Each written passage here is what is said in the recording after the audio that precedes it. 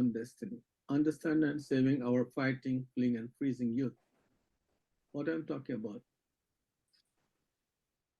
Greetings, my brothers and sisters. One love, one heart. Dr. Shetty, it was only two things that you Saving wanted. our fighting. What's that? It was only 2 emails that you sent for them to print, separate and apart from the actual workbook. Oh, and the activities. Yes, two emails. So I just sent them. Okay, okay. So we have to start again. This whole thing is recorded.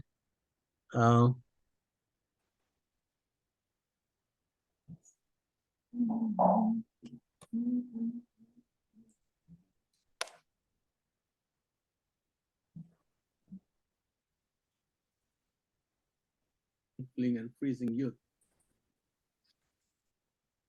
Greetings, my brothers and sisters. One love, one heart, one destiny.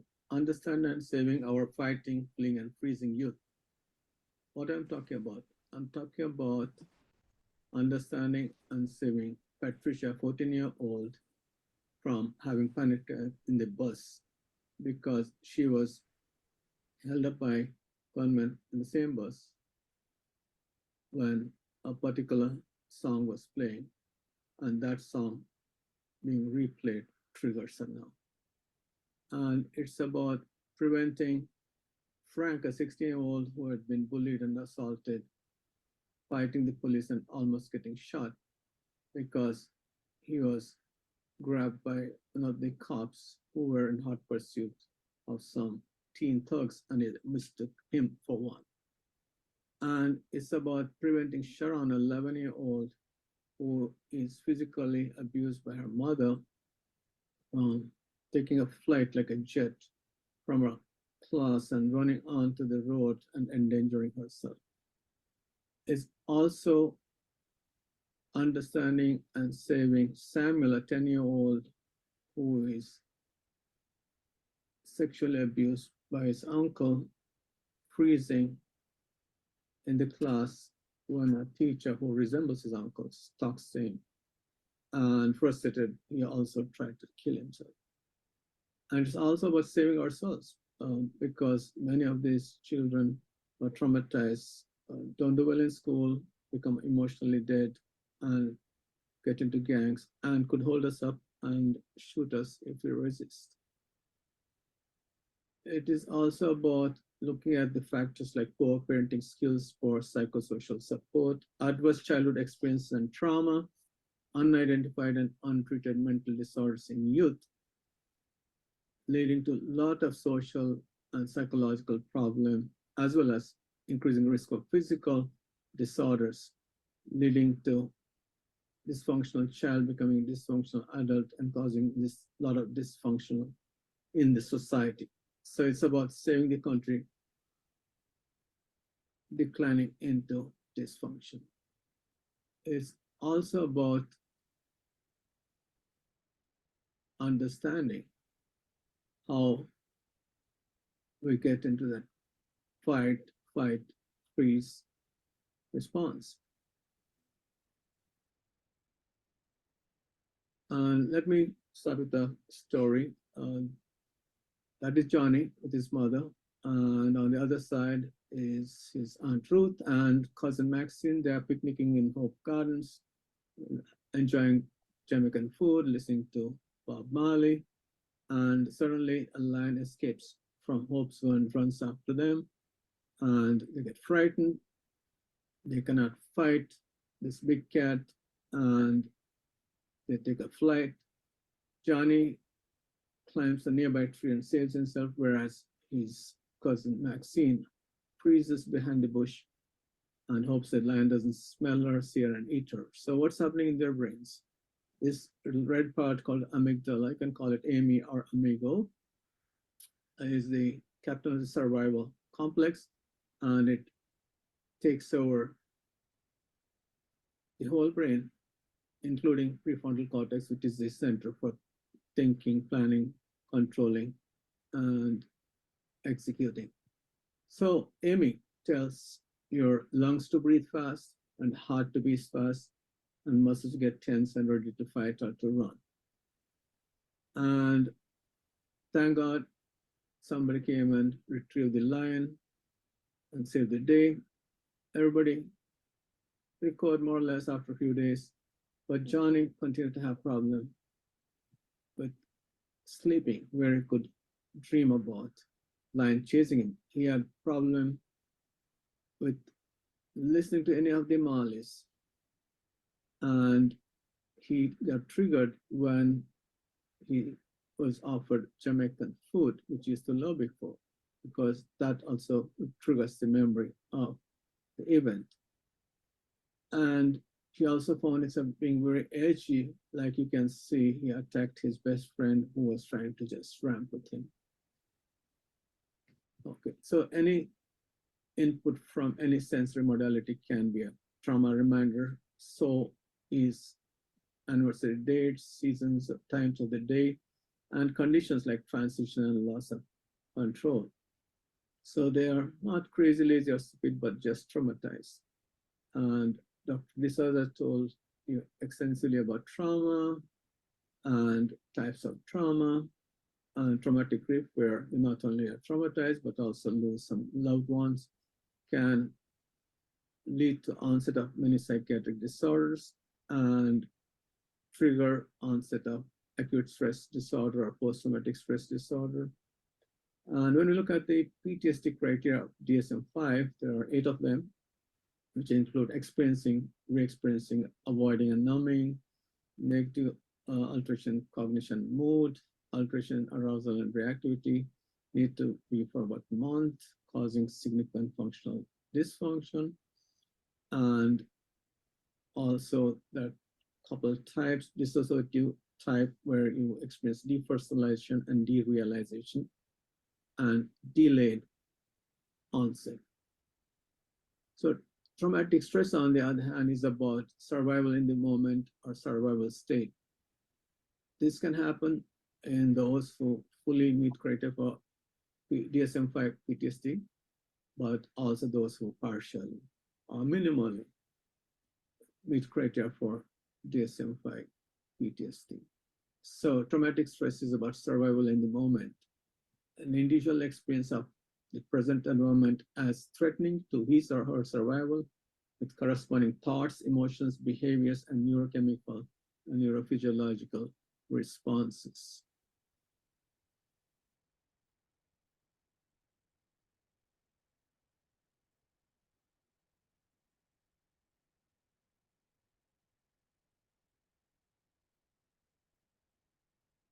And there is a survival state or survival in the moment, which can manifest itself into different states, where a child could be regulating, where it is restful, calm, engaged in her or his environment, or could be revving, being triggered, vigilant, and trying to manage strong emotions like anger and fear, or could be in the state of re-experiencing, where fight, flight, freeze takes place, coping skills are overwhelmed, and hopefully with some help can reconstitute, calm down, and begin to manage the emotions and re-engage into the environment.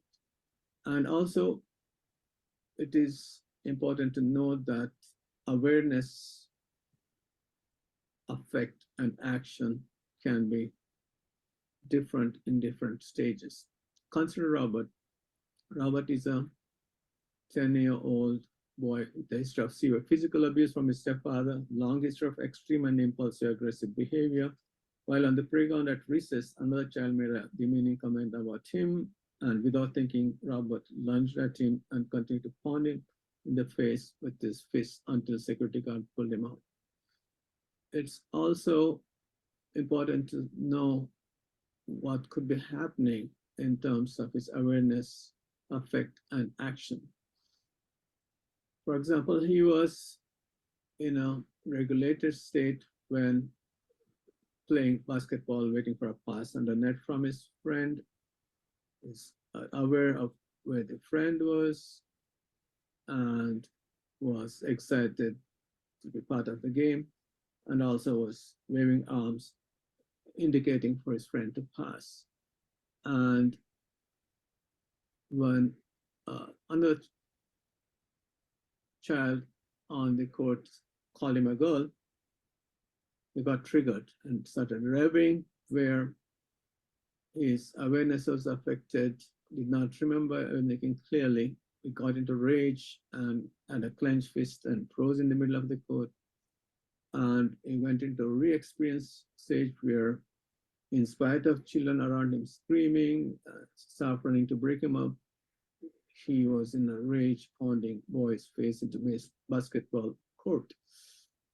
And he doesn't remember how that happened. And only thing he remembers is he was told that he's on top of the child. And hopefully with some help, he started reconstituting, where he was taken to emergency room of a hospital. He was sitting there and thinking about random things, but his affect was one of shame, embarrassment, worry, and exhaustion. Consider Dennis. She's a 16-year-old girl with a history of sexual abuse from her mother's ex-boyfriend. While at a local mall with friends, she saw a man who frightened her. Later reported that this man reminded her of her mother's ex-boyfriend. Dennis remembers becoming extremely anxious and flooded with memories of sexual abuse. She does not remember walking away. Her friends found her curled up in the bathroom, still unresponsive. So Dennis was in a regulated state in the shopping mall, thinking about good stuff, enjoying her day, laughing and shopping, but got triggered when she saw a man who looks like Bob, his mother's boyfriend. She couldn't breathe and she felt she's going to die. There's a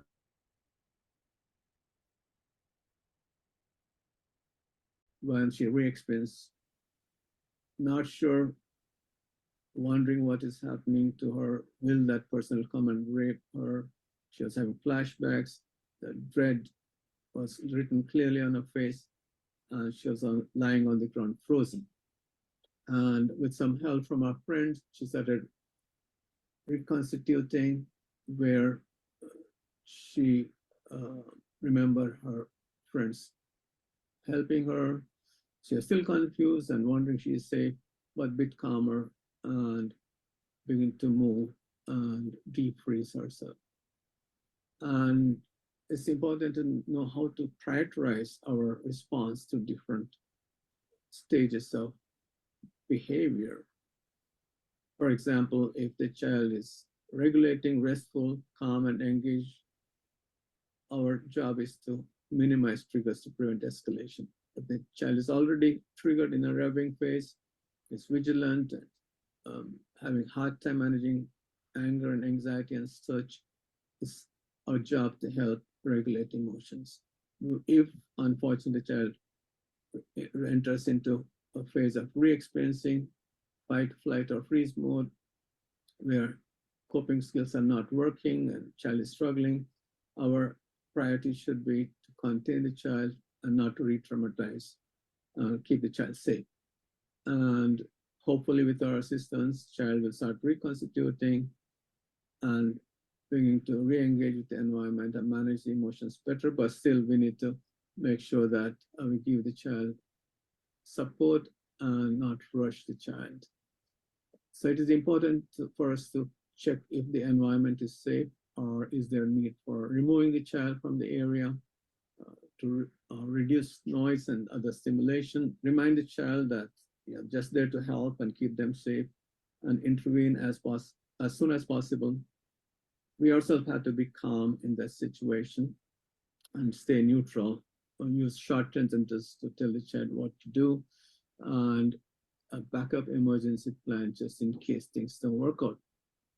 So we can increase our signals of safety by being specific and positive when the child is regulated, and staying calm and reminding child of past successes in a revving phase, and keeping it simple and repeating ourselves if needed during a re-experiencing phase, and being careful not to rush the child when she's or he's in the reconstituting phase. There are ways of grounding which are very helpful, mental, physical, and soothing. And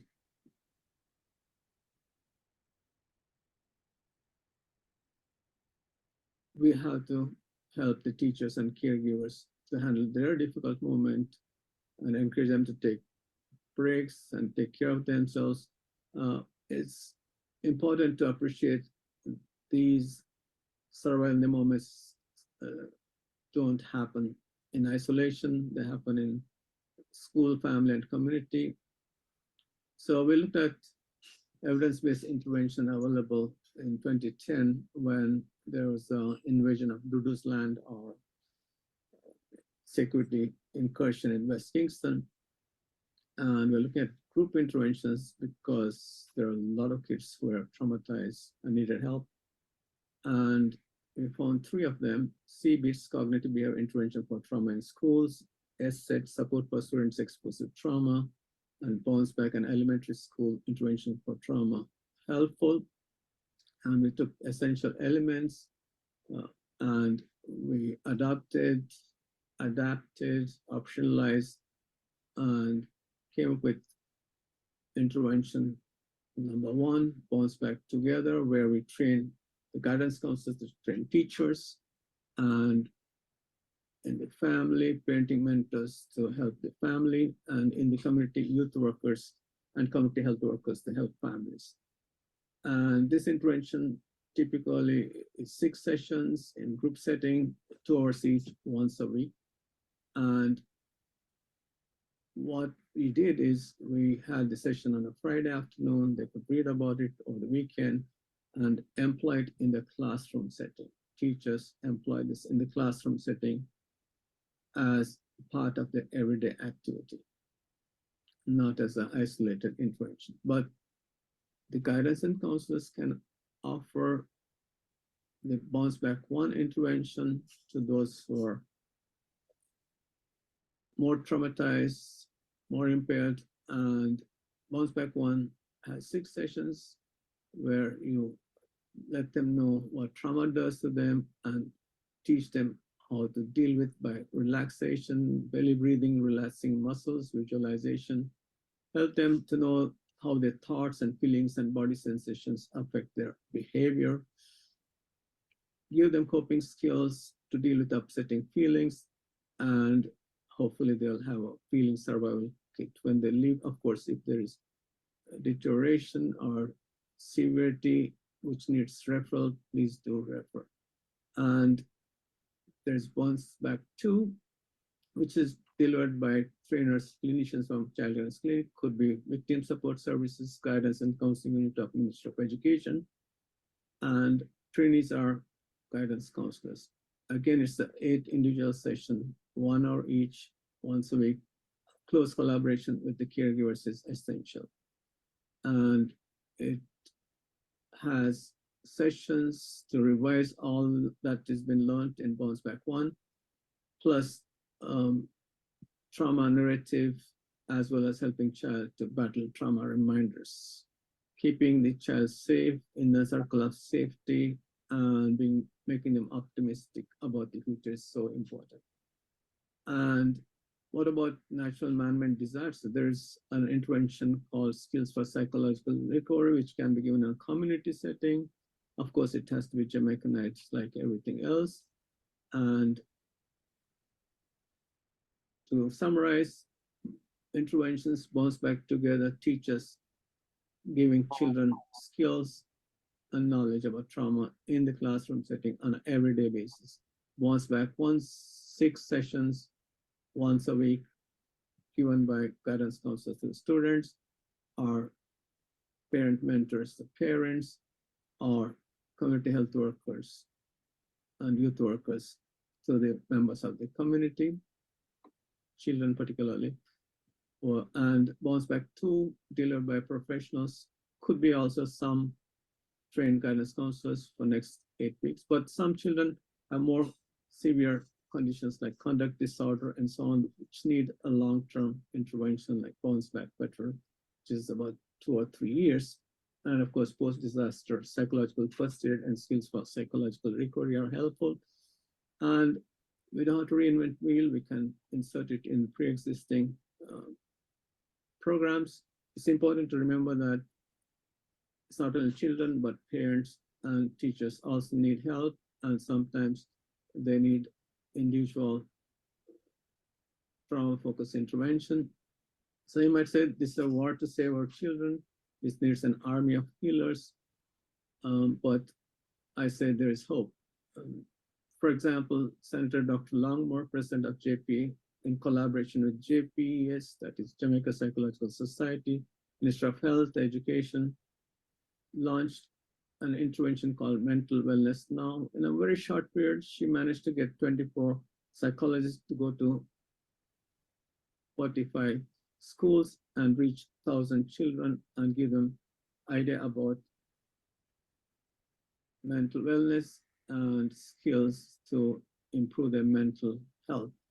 And Dr. Laibaya is relentlessly working on introducing school mental health curriculum in school setting. Ms. McIntosh from Ministry of National Security is involved in putting together and executing integrated service delivery, which is school-based and community-based intervention for children very high risk of violence and antisocial behavior. We have wonderful interventions reaching different set of children, like school-wide positive behavior intervention support, child diversion program, and recently Minister of Education put together a set of brilliant people to help them with the character education curriculum. So in conclusion, if we can just shut the red eyes and transform the bad minds, there is no problem our creativity and ingenuity cannot overcome. So I invite you to join hands and do whatever you can to safely and effectively to help our traumatized youth. My brothers and sisters, please help prevent Jamaica, our beautiful land of wood and water, from becoming a place of blood and slaughter.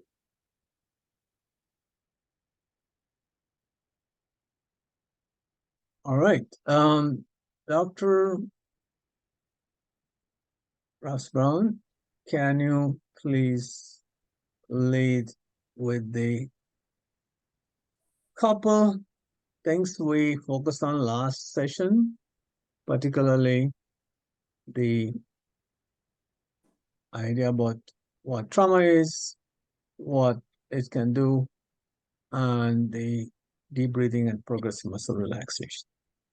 So please take over.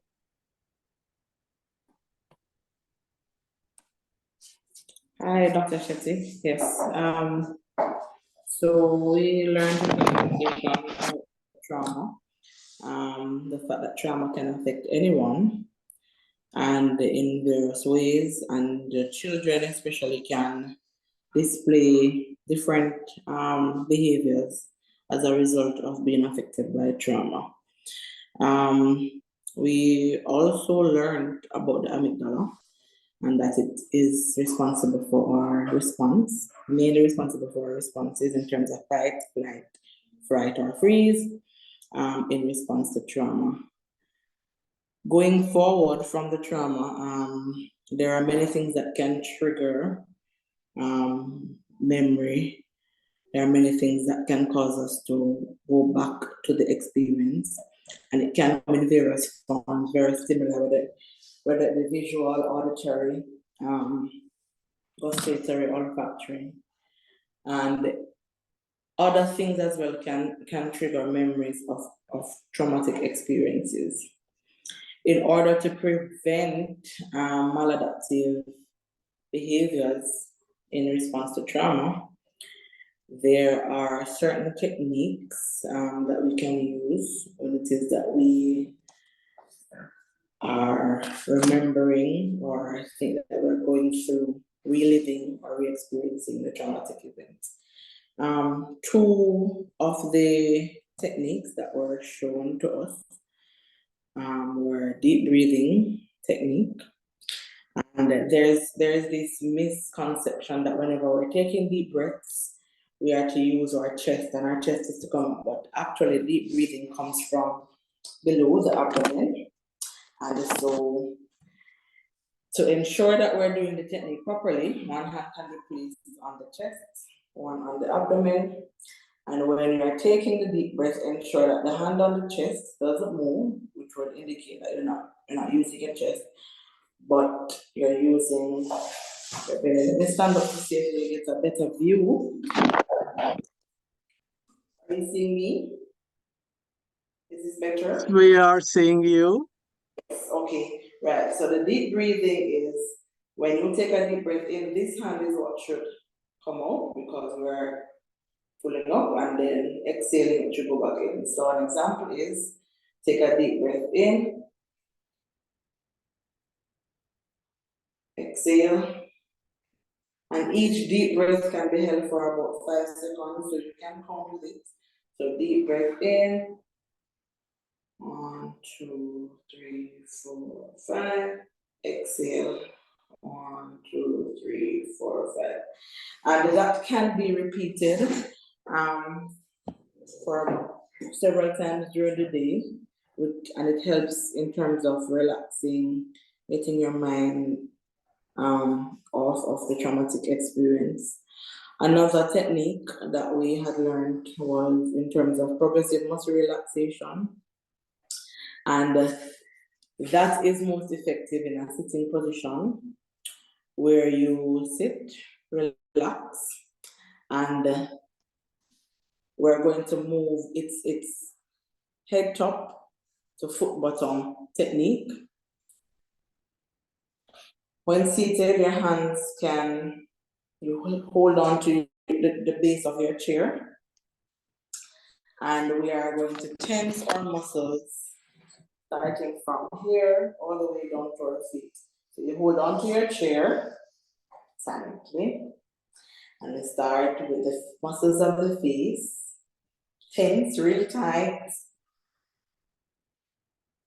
onto the neck, shoulders, chest muscles, arms, forearms.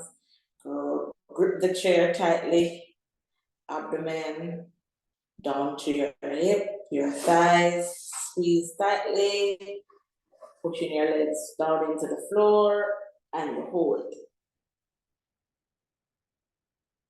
For just about 5 to 10 seconds, then you relax. When that is done, you are taking some of the tension away from the body, and you should feel more relaxed. It is something as well that can be repeated throughout the day when it is that you feel tension coming on. And it also can be done if it is that you are somebody who is into music. You can put on a nice calming audio, whether it be sounds from the beach, whether it is that you are just looking up into the stars, anything that creates a calm atmosphere for you, you can use it to aid in relaxing through these experiences. And that is it. Thank you, Dr. Ross Brown. And we went through some of the stuff we did last time, and today we're going to focus on feelings. And before that, I want to big up every one of you for doing all the wonderful things you do. And as I keep on saying, you do the work of the angels, and although we may not get paid for it, we can celebrate it. So I would like you to join me to celebrate doing what you do. Can you please just stand up where you're sitting and be ready to move your hands and legs? All of them, if you can, if you're agile, or if you're a little fragile, move what moves without giving any pain. Get ready.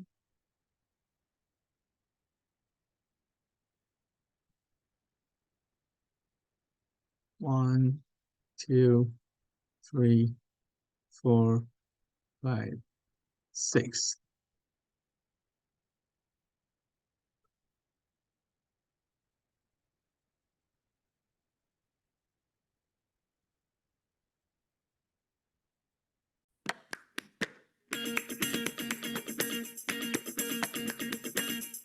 Danke.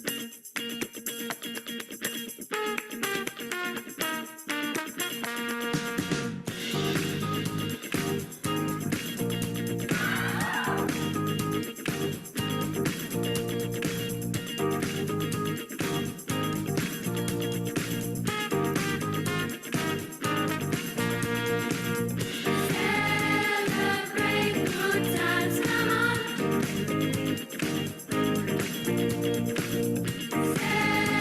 Celebrate good times, come on. There's a party going on right here, a celebration to last throughout the years. So bring your good times and your laughter too. We gonna celebrate your party with you. Come on. Celebration. Let's all celebrate and have a good time. Celebration. We're gonna celebrate and have a good time. It's time. Right. I celebrated what you do, and you being the wonderful person you are. Let me see how it went last week.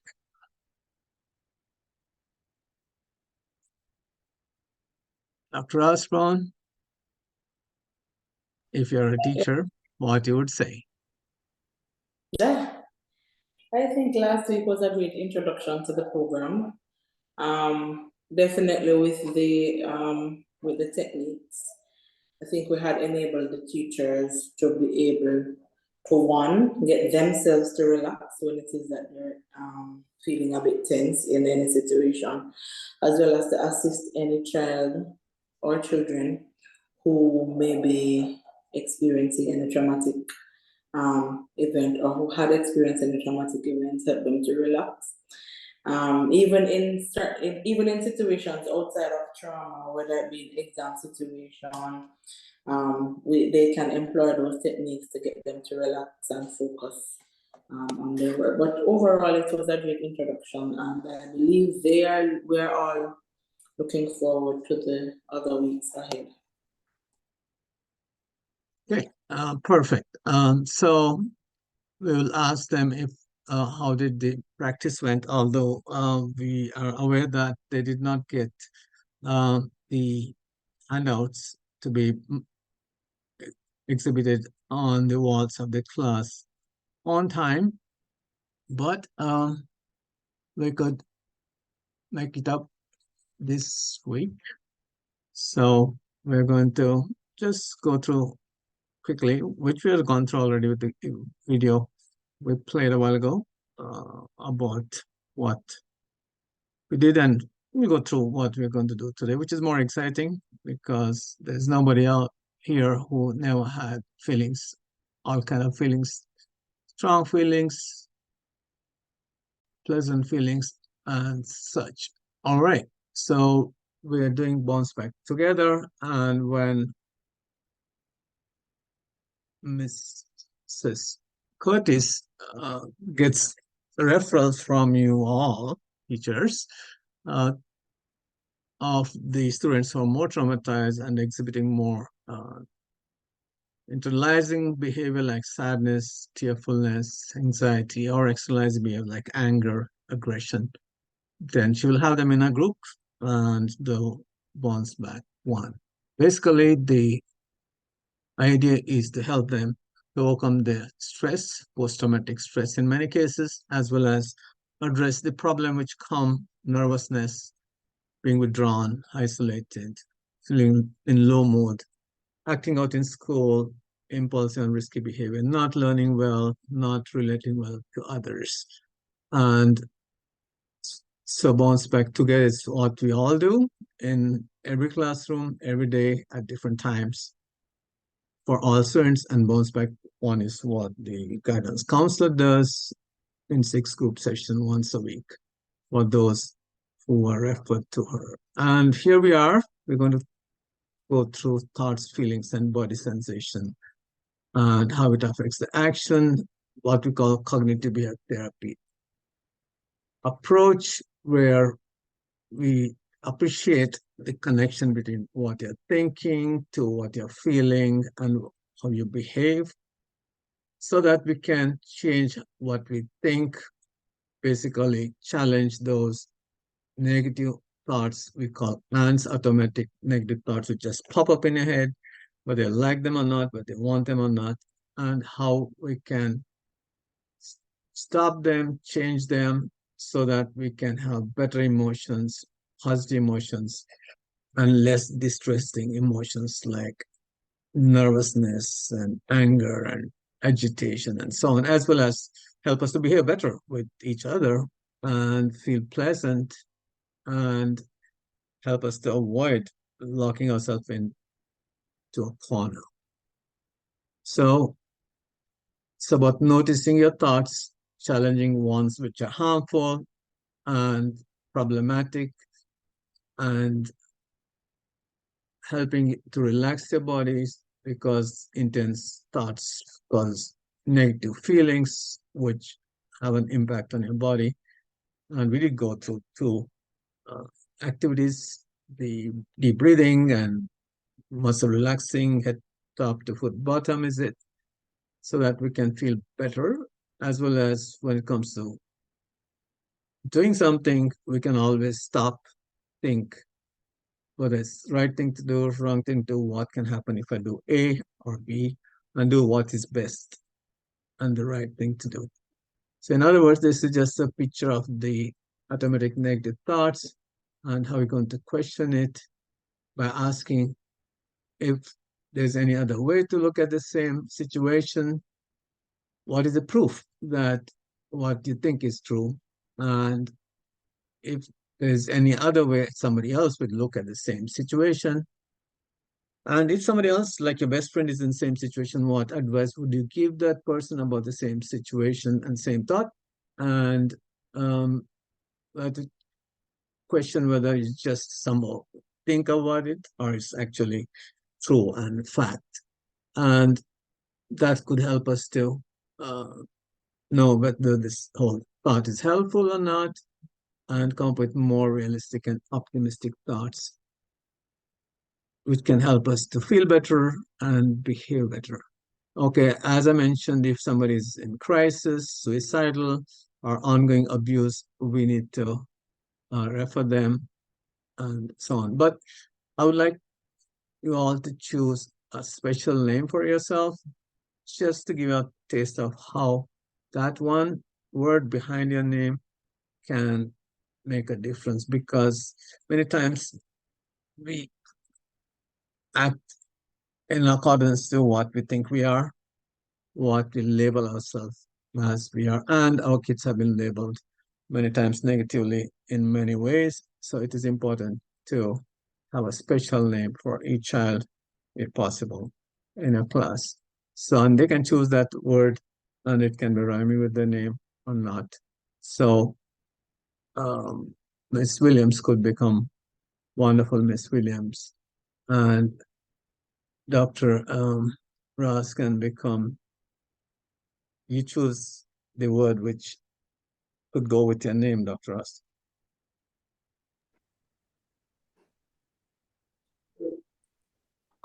In terms of my last name, that's a hard one, Dr. Shetty. What about resilient, Dr. Ross? Because yes. you have gone through a lot of difficult times lately and you've still bounced back, right? Yes. That's a good one. Thank you. Yeah. So you can choose what you think will go well with you and what you'd like to go well with your name. Okay. So everybody has a copy of the workbook, I hope, and just go through bad experiences. Traumatic experience can keep you up in the night, giving you nightmares, and might make you get preoccupied with it. It keeps flashing back in your head nonstop as if it's happening in the moment. Although you don't want to talk about it, think about it, and you try your best to avoid place, persons, and things which will remind you of the bad experience, but you keep on getting triggered by different places, persons, situations, even your own brain, which suddenly decides to remind you of it. And you feel scared for no reason, and you feel getting out of control, going crazy. And sometimes the brain kind of conveniently forgets what it doesn't want to remember. And just yesterday, I saw a child, he has been having nightmares from past 5 years, but he cannot remember what traumatic event triggered it. Although it might be suppressed, it might hopefully surface on one of the sessions or even outside the session. And they have problem focusing, so we have to go a little easy on their homework and so on. And they seem lost, and we have to keep on snapping our fingers and bring them back to your class. And they seem to be always on a guard, like expecting somebody going to say bad things about them, something bad is going to happen to them in a pessimistic way. And little sounds like that might make them jump, and they feel strong emotions very frequently, like anger, shame, guilt, sadness, and they attribute somehow in something which they're not responsible. They have a role and feel guilty, and it also might express itself. The stress can express itself in physical problems like headache, backache, tummy ache. Some kids throw up, some kids faint, although it's not the seizure as we know it. So we looked at what could be the goals for these sessions, feeling less nervous, scared, and such, and feeling more calm and happy and such. And we know trauma can come in many ways, including in Jamaica, natural and man-made disasters, crime and violence. So we went through trauma, which are upsetting and confusing events, and they make people afraid, upset, and helpless. And they can happen to anybody anyway. And we went through some of the things, questions you might have. And if you have any more questions, you can ask now. And as we discussed that nightmares could be real. If they don't sleep well in the night, they can't focus well in the day and cannot perform well in the school. As I just mentioned about all the other symptoms which might come in terms of flashbacks, nightmares, and strong feelings, which can be experienced in the brain and their bodies. And we went through the whole Hope Garden situation, and we did revise what Amy, the part of the brain which is a captain of survival system, can do to us, and how it can use 4 responses, mainly fright, fight, flight, and freeze, to protect you. But when it goes off at times and places where it is not called for, it can be a cause of a lot of annoyance and symptoms of PTSD.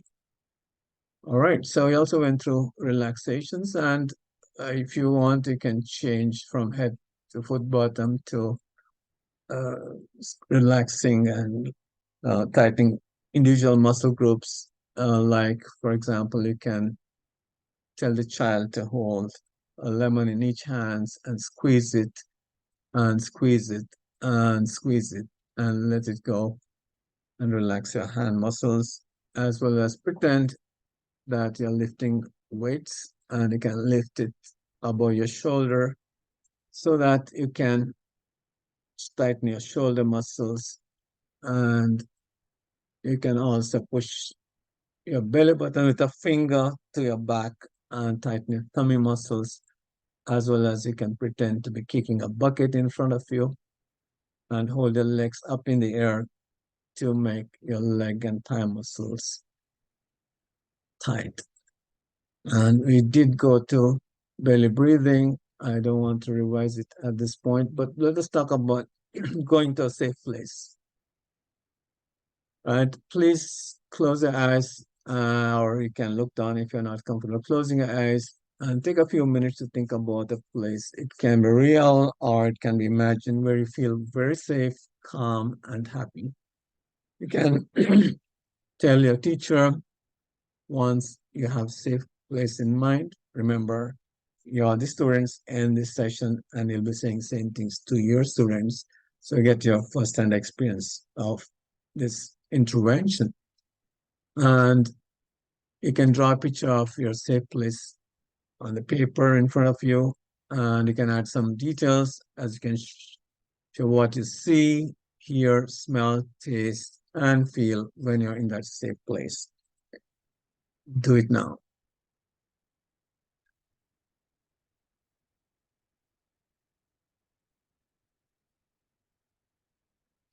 After they have done that, you can close your eyes and imagine you are in that safe place when you feel scared or tense.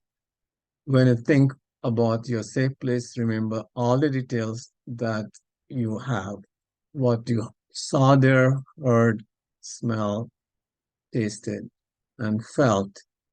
Or you can go to your beach in your mind, also like we did last time. Okay, so we did talk about how to deal with children who can be guarded, slow to trust, and how they can be triggered in the sessions and be frozen. And also sometimes they might, in their enthusiasm, say some wrong answers, which can not supposed to be upsetting to you. You just have to encourage them for sharing and correct them. You do that on a daily basis. And some of them like to talk forever, and you need to remind them that everybody should get a chance, and gently refer them to the next person. And if you have something to disclose about yourself, be careful and ask yourself if it is something which you would like them to know, and what is the point of knowing. And there are different problems and solutions to those problems. You can use this based on what you think is happening to a bunch of kids in a class or in your group if it's Mrs. Curtis, right? But sometimes they need to be engaged in some hands-on activity, or else they might be distracted and disengaged. And now we're going to talk about our feelings and how our feelings affects our body, right? So think about all the different feelings you have, and think about how they stay for a little while and move on. You get a different feeling. And sometimes you might even have more than one feeling at the same time. And please write down as many feelings as you can on the paper you have.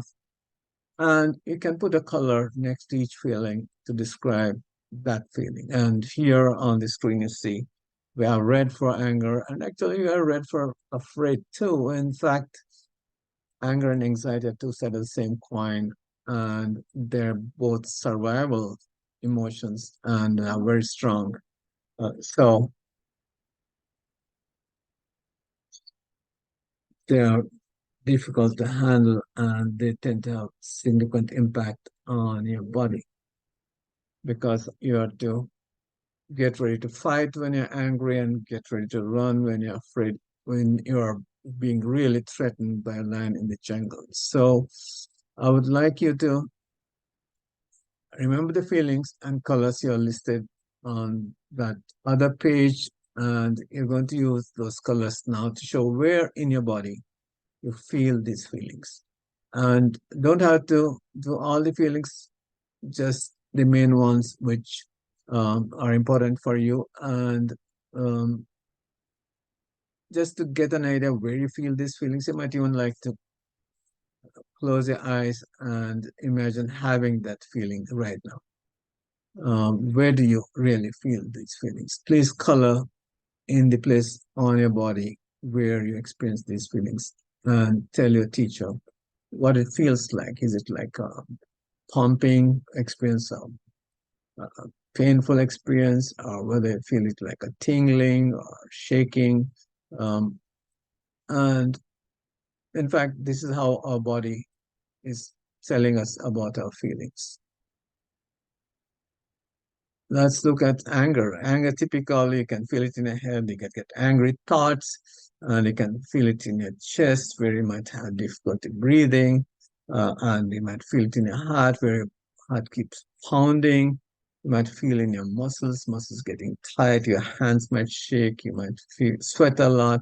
You might feel it everywhere, but also more so in some places. Okay, so how do we experience feelings in our bodies is important to know, because then you can do something to calm your body and calm your mind and deal with those feelings better. So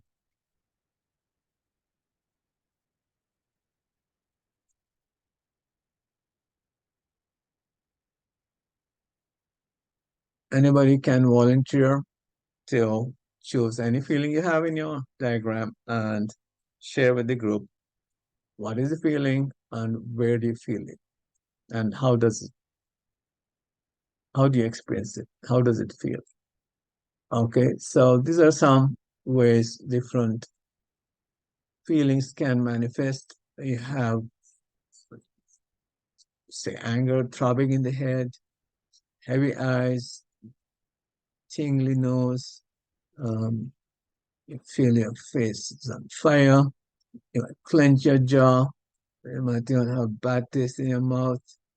And some people even might have nervous cough. And your heart beats so fast, it might even feel like jumping out of your chest. You might feel a butterfly sensation in your stomach, knotting in your stomach, and your chest might become a little difficult to breathe.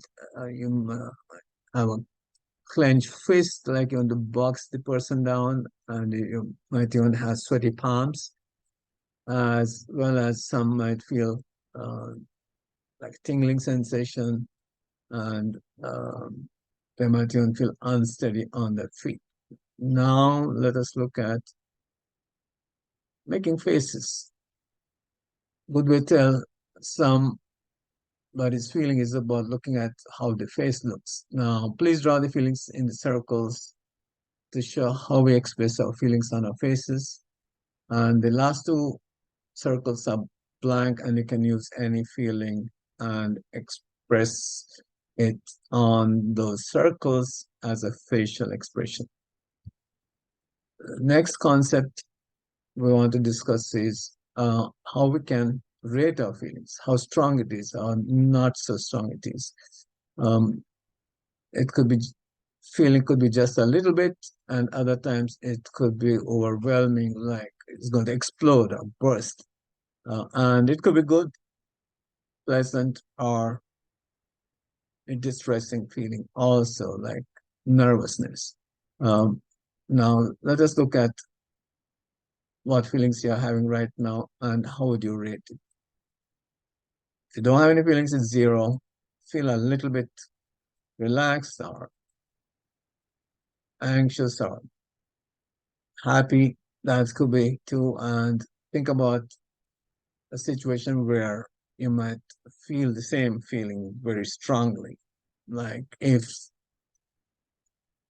going to talk to your guidance counselors could be number 2, for example. Being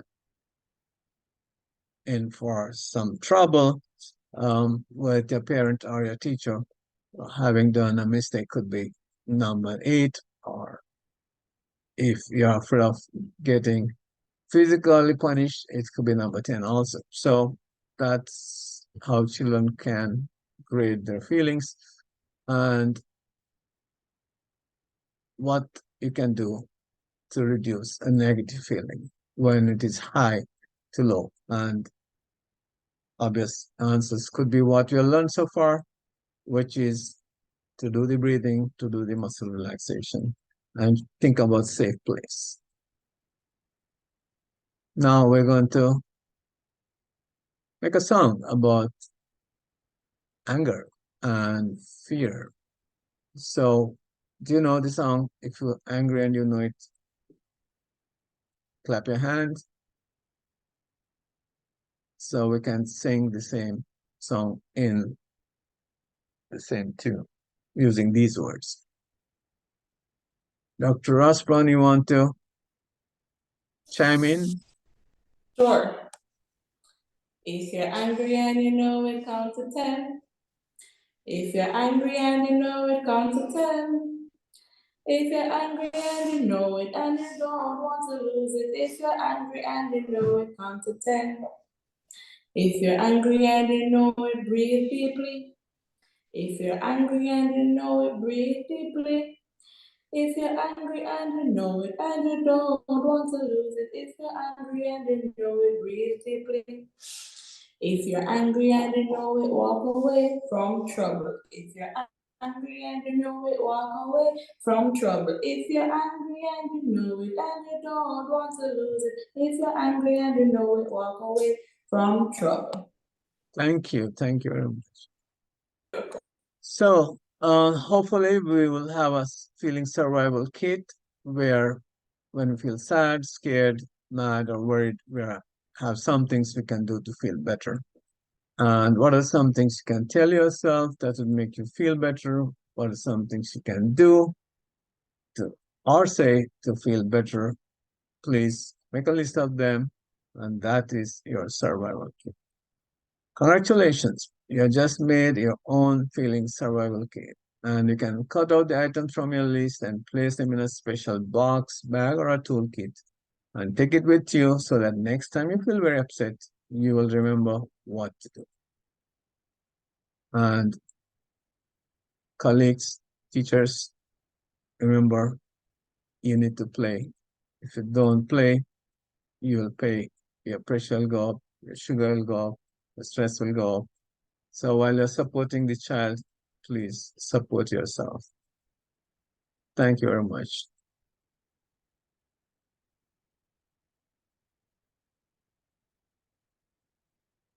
Of course, any questions, comments, contributions, additions, or subtractions?